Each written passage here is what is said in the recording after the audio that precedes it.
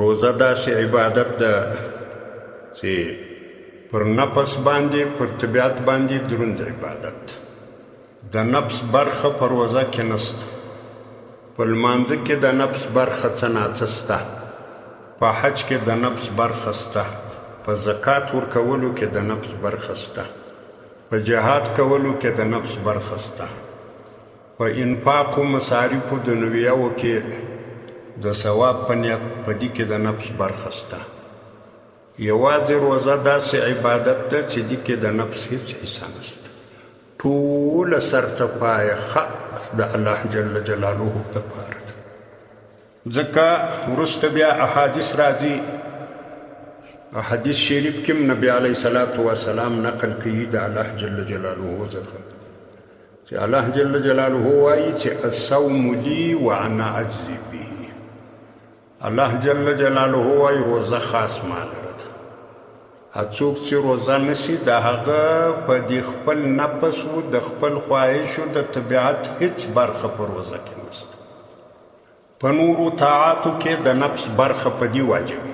اوس یو سړی راسي وختي لمانځه ته راسي، په اول صف کې ځای ونیسي، په امام سیده ودرېږي، لمونځ وکړي، نو دا خو د الله جل جلاله د رضا دپاره یو عبادت وسو. مګر دته په خپل طبیعت کې هم ځان په دغه ښه ښکارېږي چې فلانی لا نه و راغلی، ته ورغلې اول صف کې ونیوئ. له لمانځه څخه چې راووځي څوک په مخه ورسي پر هغه باندې لا څه خبر هم کوي چې ته څونه ځنډېدلی، ولې ناوخته رالې، څه در پېښه وه، ها و دا و. په حج کولو کې د نفس برخه سته چې کله حاجي صاحب حج ته ځیم دلته خلک یې رخصتوي، ډله په پسې د خدای په اماني حق بخښلي چې حاجي صاحب له حجه راځي، هغه خو پرېږده، د تیارو میدان ته خلک ورځي، موټران یې ګلپوش کړي، د تې په غاړه کې ګلان وراچولي، دلې چې راسي دغه سپېره سړی په کلي کې چا ستړی مسه نه ورکوله، اوس ټول خلک پر لاسو مچوي حاجي صاحب وکړي. دی ښه پر معتبر ځای ناست دي، ښه پاک کالي اغوستي. نو دا د نفس برخه سوه. که څه هم حج لوی عبادت ده، د الله جل جلاله رضا کې سته، خو څه ناڅه د نفس هم یو حصه پکې سته. نو مخه یې پلانی کاکا بل اوس حاجي صاحب ګوري.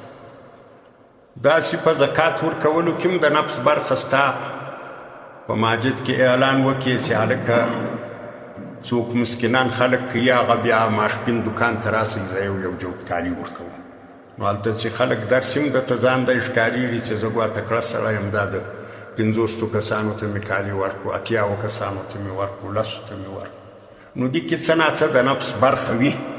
داسې په جهاد کې د نفس برخه سته چې څونه سړی دلاوره وي، څونه سړی تکړه وي، دغو نه دی په دې خپل ځان خوشحاله کېږي چې ته تکړه یې، فلانی له فلاني ځایه راوګرځېدی، ته ورغلې هلته فلانۍ مورچې ته وروختې، فلاني ته ورغلې، ځان ته شجاعت ثابتوي. په انفاق کولو خیرات کولو کې د نفس برخه سته. ټول خلک ورته وایي یاره فلانی د خدای نه خواره یې، ډېر ښه خیرات یې وکړئ، داسې غوړه ډوډۍ وه، داسې شرواوې وې، ها و دا چې څه عبادات دي ټولو کې. اگر که هر څونه چې د الله جل جلاله د رضا دپاره کوي، خو بیا هم نفس ته یو حصه کې پیدا کېږي. روزه داسې عبادت ته د نفس هېڅ برخه نسته پکښې، نه څوک تر خبر وي، نه چاته حال وایه، خو هغه پرونی سړی وځې ننوځې، پرون هم وتې ننوتې، نن هم وځې ننوځې، یوه علامه د روزې پر سړي باندې نه وي. یو خو دا ده چې اوس فرضي روزه ده، موږ خبر یو د ټولو خلکو روزې دي، دا خو جلا مسله ده. روزه د یو مؤمن مسلمان او د الله جل جلاله په مابین کې یو سر ده، یو راز ده. که ته څوک نه خبره یې، نو بل څوک په تا نه خبرېږي، ځکه یوه داسې علامه نه لري.